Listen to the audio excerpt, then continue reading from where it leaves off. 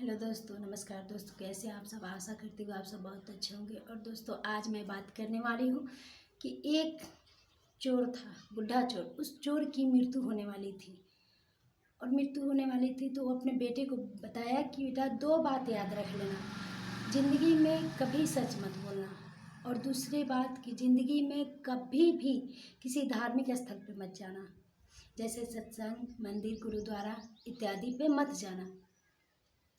तो चोर का बेटा बोला कि ठीक है, हम नहीं जाएंगे।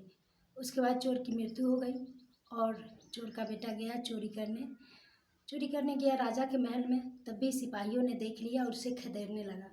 खदेड़ते खदेड़ते तब भी गया और अति सत्संग में गया तो क्या हुआ कि सत्संग में जा कर के चुपके से बैठ गया। तब भी उसकी याद आई कि यार, हमारे पिताजी बोले थे कि सत्संग में और मंदिर में कभी मत जाना, लेकिन हम तो यहाँ चले आए। फिर वहाँ अपना कान बंद करके, सत्संग चल रही थी, कान बंद करके बैठा हुआ था। तभी थोड़ी सी एक बात सुनाई दी, संत जी की बात, कि देवी देवताओं की कोई परछाई नहीं होती। इतना चोर को सुनाई दे दिया तो चोर ने याद कर लिया कि देवी देवताओं को कोई परछाई नहीं होती। फिर क्या होगा? फिर चोर राजा के दूसरे दिन महल में चोरी करने गया। तभी सैनिकों ने पकड़ लिया और राजा के पास ले गया। राजा ने पूछा कि तुमने चोरी की? तो उस व्यक्ति ने बोला कि नहीं, हम चोरी नहीं किए।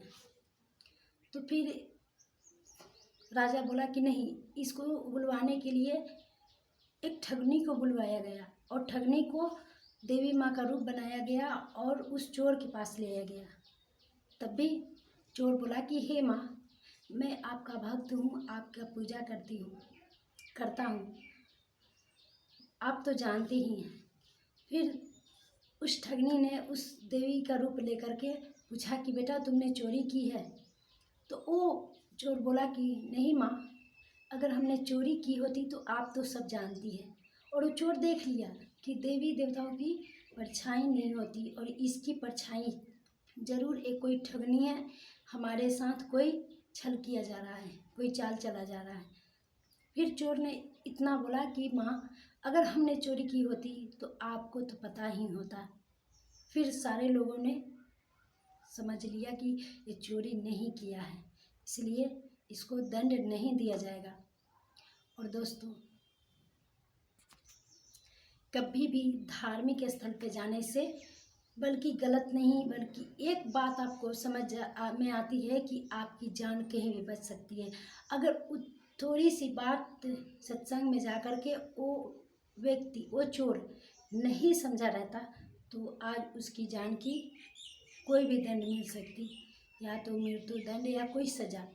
लेकिन वो सत्संग में गया, छोटी सी बात याद कर ली कि देवी देवताओं की परछाई नहीं होती, तो उसे कोई दंड नहीं मिला। तो दोस्तों, कभी भी आप सत्य की काम कीजिएगा, कभी भी आप जिद कराइएगा, कहीं सत्संग, प्रवचन, मंदिर में जाइए, आप एक अच्छे बात याद करके आइएगा, बुरे कभी नहीं। इसलिए हमेशा सत्संग, प्रवचन जाया कीजिए और संतों की वाणी हमेशा याद रखिए। So thank you for watching.